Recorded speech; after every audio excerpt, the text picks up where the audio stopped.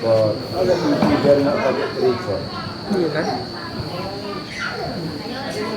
Bismillahirrahmanirrahim. Assalamualaikum warahmatullahi wabarakatuh. Waalaikumsalam warahmatullahi wabarakatuh. A'udzubillah. Bismillah walhamdulillah. Wa syukurillah wa Muhammadin bi abdillah.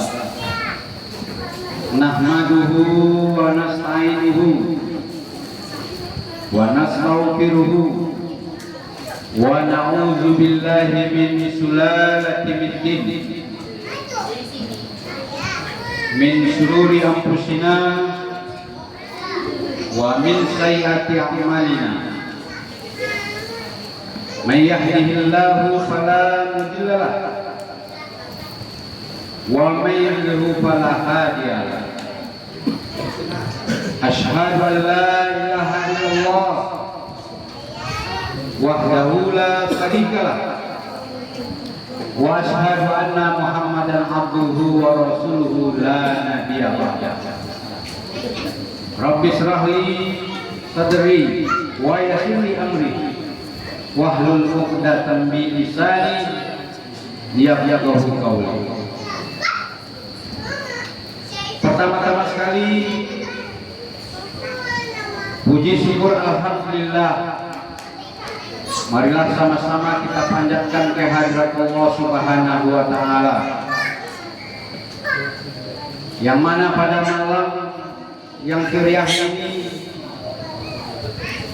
berkat rahmat iman, Islam, sehat, kita masih mampu berkumpul di rumah Allah ini untuk bersama-sama bersilaturahmi, mengikuti rentetan acara, katakanlah acara penggahan Estet Garingging tahun 2026. Alhamdulillah kaum muslimin, kita sudah sampai di akhir bulan Sya'ban, dan insya Allah sebentar lagi kita akan memasuki bulan suci Ramadan, yang insya Allah kedatangannya kita tunggu secara bersama-sama. Memang yang namanya bersyukur tidak cukup hanya ketika kita di atas mimbar kita lapaskan.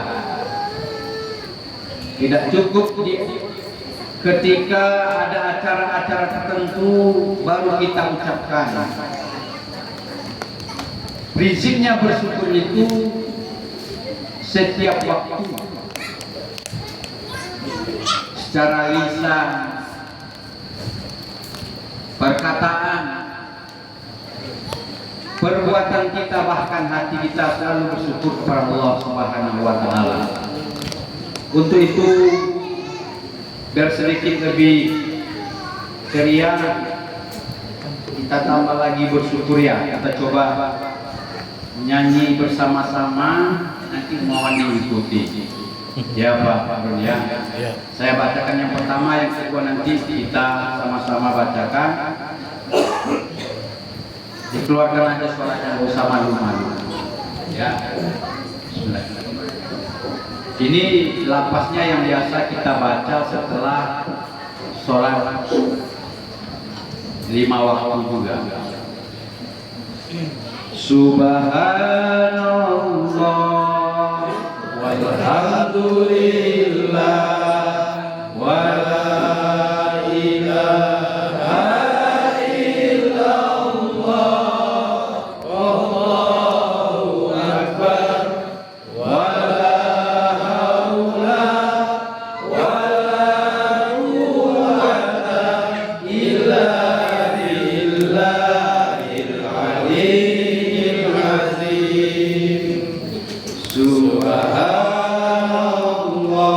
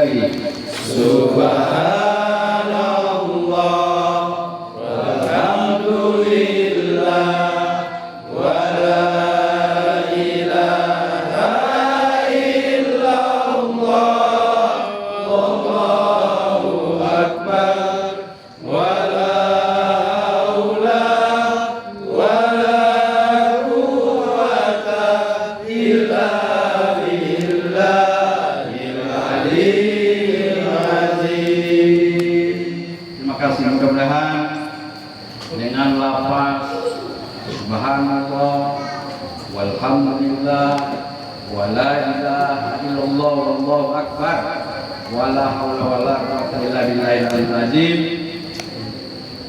bisa sedikitnya menenangkan hati kita, karena itu bagian katakanlah bersyukur kepada Allah Subhanahu wa taala. Selanjutnya salawat dan salam Allahumma sholli ala sayyidina Muhammad wa ala ali sayyidina Muhammad kita sampaikan buat baginda Rasulullah sallallahu alaihi wasallam. Mudah-mudahan kita semua termasuk golongan dari umatnya nanti yang akan mendapatkan syafaatnya di yaumil mahsyar nanti. Amin amin ya rabbal alamin. Jemaah sekalian, mungkin tidak banyak yang saya sampaikan pada kesempatan kali ini. Layaknya seperti ustadz-ustadz yang lain, kita hanya sekedar sharing saja.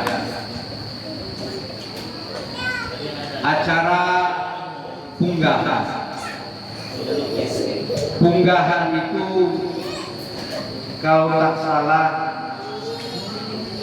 itu adalah suatu kegiatan yang biasanya dilakukan sebagian besar oleh kita yang di Pulau Sumatera dan di Pulau Jawa. Artinya sendiri itu kalau tak salah itu naik.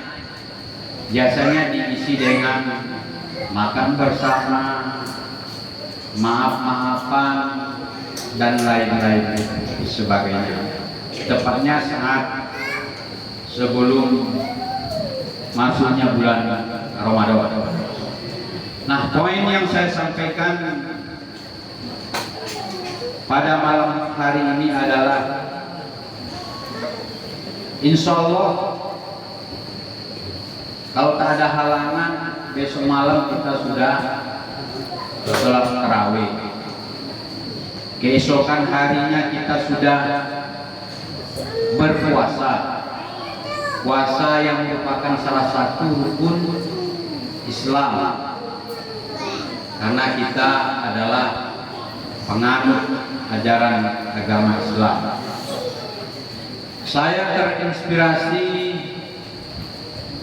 isi khutbah pada Jumat kemarin itu yang disampaikan oleh saudara Al-Ustaz Harun. Di situ disampaikan intinya ada 3 golongan. 3 golongan orang yang puasanya justru ditolak oleh Allah Subhanahu wa taala. Jadi biar tidak sia-sia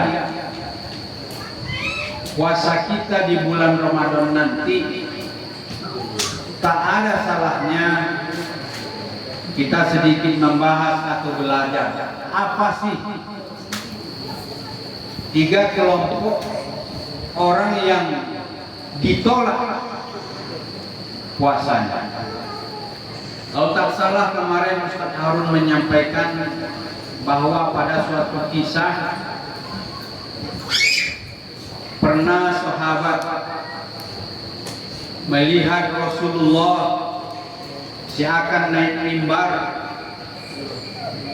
Justru Rasulullah berkata amin, amin, amin sebanyak 3 kali.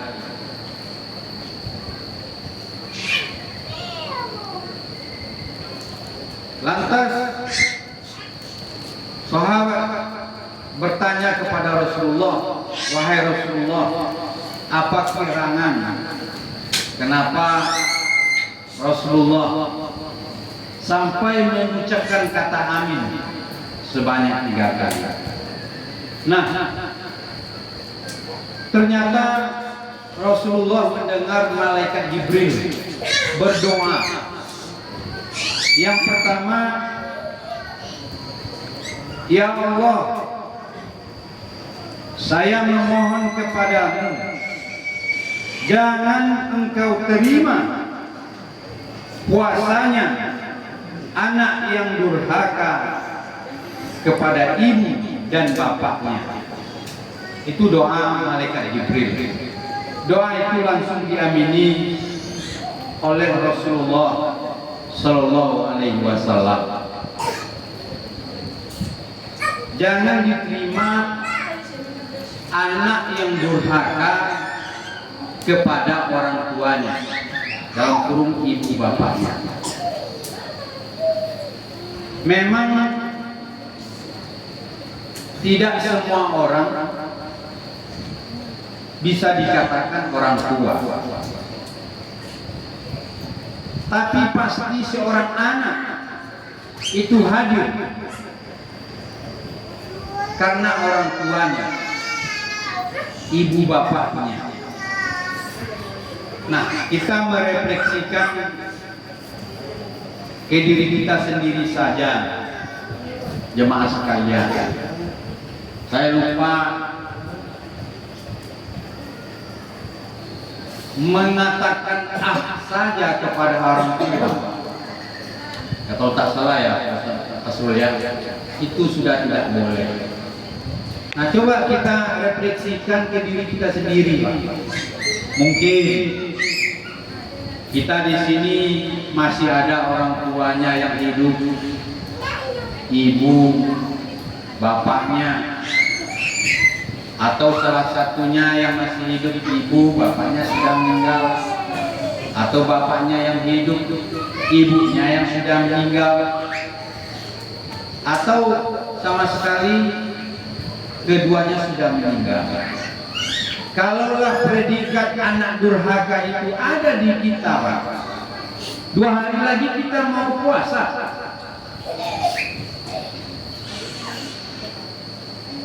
Justru apa seharusnya yang harus kita lakukan? 1 malam ini lagi. Nah, bagi orang tua yang sudah meninggal, kita akan berusaha memohon kepada Allah Subhanahu wa Ta'ala. Tak ada salahnya, walaupun orang tua kita sudah meninggal, mohon ampun kita, Pak. Mohon ampun kepada Allah, minta maaf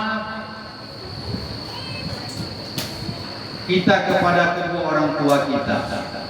Entah sebanyak apa salah kita selama ini. Pernah menteriaki dia, membentak dia, mengecewakan dia, membuat hatinya nggak redo kepada kita. Minta ampun kita, mohon maaf kita. Kalau orang tua kita masih hidup, karena kita di lokasi pekerjaan yang bisa ditengok, dibesuk, dilihat, dijumpai langsung, manfaatkan 1 hari besok untuk menjumpai dia, untuk memohon ampun kepadanya, minta maaf, biar kita tidak dikatakan anak yang durhaka kepada mereka. Kalaulah orang tua kita masih hidup, tapi dengan keterbatasan jarak, tugas, kerja, gunakan handphone kita, Pak. Video call beliau, telepon beliau, telepon mereka, video call mereka. Minta ampun, mohon maaf atas segala hilaf dan salah yang sudah kita lakukan. Masih ada waktu, masih ada waktu. Jadi kita saling mengingatkanlah ke saudara-saudara yang lain, karena anak durhaka akan ditolak ibadah puasanya. Itu yang dikatakan tadi. Anak yang durhaka kepada orang tuanya, itulah yang didoakan oleh malaikat Jibril dan diamini oleh tauladan kita Rasulullah Sallallahu Alaihi Wasallam. Yang namanya anak, Pak, Bu, jamaah sekalian, mau setinggi apapun jabatan kita, mau jenderal, mau manajer, mau apa, itu tak ada artinya di hadapan orang tua kita. Mau sebanyak apapun harta kita, berpuluh-puluh, beratus-ratus sawit, uang kita, itu tidak ada artinya kalau orang tua kita tidak redo kepada kita. Jadi harus diingat, mau setinggi apapun jabatan kita, mau sebanyak apapun harta kita, kalau kita tidak diredoi oleh orang tua kita, termasuk kita kepada anak durhaka, salah satunya percuma kita melaksanakan puasa, berhaus menahan lapar, tapi kita termasuk kategori anak yang durhaka kepada kedua orang tuanya. Makanya sekali lagi saya tekankan untuk kita semua, masih ada waktu. Satu hari besok, mulai dari malam ini, angkat telepon, video call mereka, minta ampun, memohon maaf. Kiranya Allah Subhanahu wa Ta'ala bisa memaafkan kita, terutama katakanlah durhaka kepada kedua orang tua kita. Itu kategori yang pertama. Doa Jibril, malaikat Jibril kepada Allah, saya memohon kepadamu ya Allah, jangan engkau terima puasanya anak yang durhaka kepada ibu dan bapak. Yang kedua,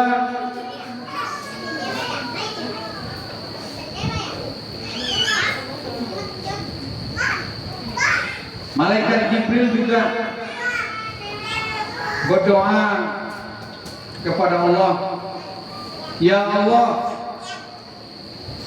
saya memohon kepadamu, jangan engkau terima puasanya istri yang durhaka kepada suaminya. Doa itu juga sama seperti yang pertama tadi, langsung diamini oleh Rasulullah SAW. Mungkin kaum ibu-ibu, istri bertanya bagaimana kalau suami yang sebaliknya ya, yang durhaka kepada istrinya. Yang jelas pemahaman kita bahwa dalam sebuah keluarga itu, suami itu adalah kepala keluarga, punya pertanggungjawaban sendiri jika dia tidak bisa menakodai keluarga. Poinnya, yang doa malaikat Jibril ini adalah jangan diterima puasa istri yang durhaka kepada suami. Nah, kalau ini direfleksikan ke diri kita, Pak, banyak contohnya. Terkadang gara-gara masih punya orang tua, si suami, istri tak bisa menerima. Kadang-kadang istri masih punya ibu bapak, suaminya yang tak bisa menerima. Berantem perkara duit, bisa jadi salah satunya di situ istri dikatakan durhaka kepada suami. Hakim lewat ya Pak. Kenapa? Hakim lewat, hakim menakim. Ya. Sama juga di tempat kerja kita ini, mohon maaf sekali lagi. Terkadang istrinya yang kerja, suaminya tidak.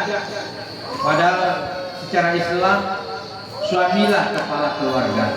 Mentang-mentang suami tak punya penghasilan, si istri lantas suka-sukanya mengatur dan lain sebagainya.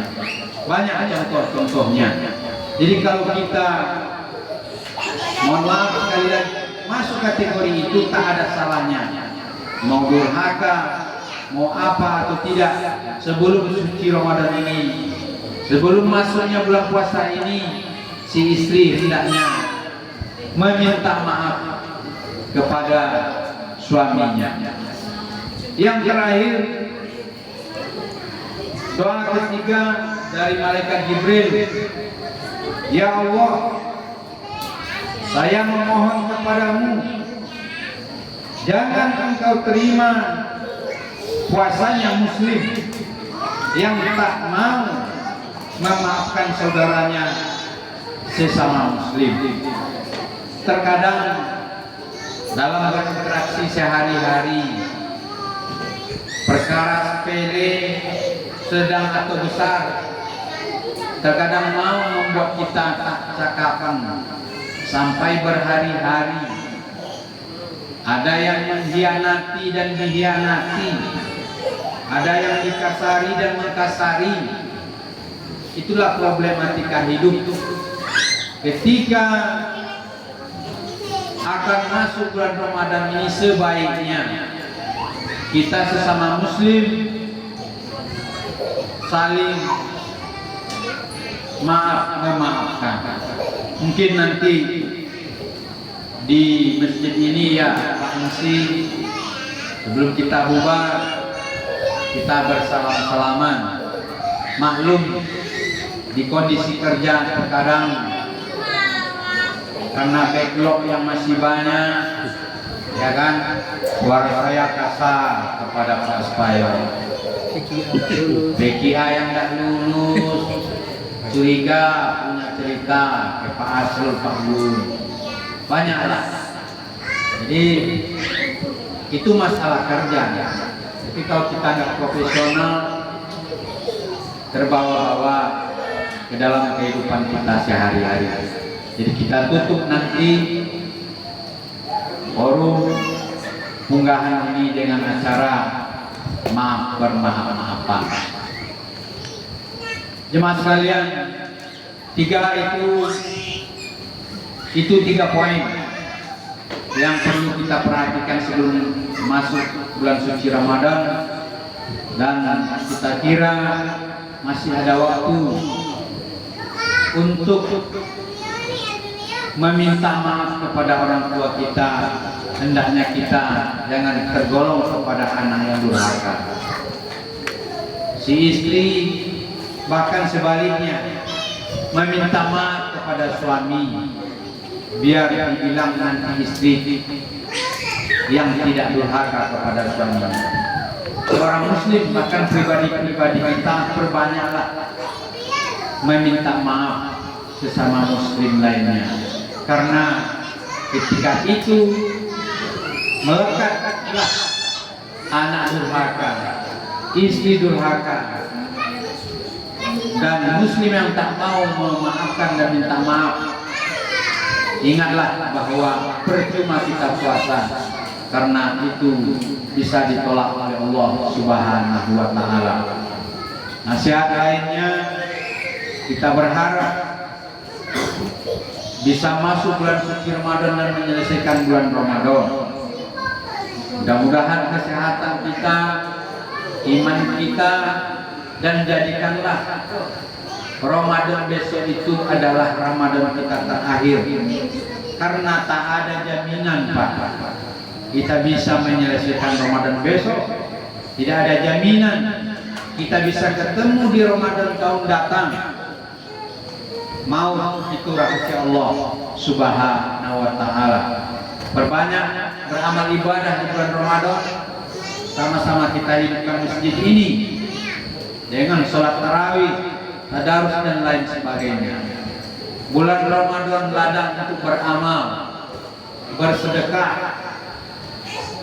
Kalau ada yang sisa-sisa di rumah, silakan aja ke tadarus ya malam ya. Kita bertekad di bulan Ramadan ini kita selesaikan membaca Al-Quran. Kiranya Bapak Ibu semuanya, singkat itu saja yang bisa saya sampaikan. Mudah-mudahan bermanfaat bagi kita semua. Mohon maaf kalau ada yang salah. Billahi taufiq wal hidayah. Wassalamualaikum warahmatullahi wabarakatuh. Waalaikumsalam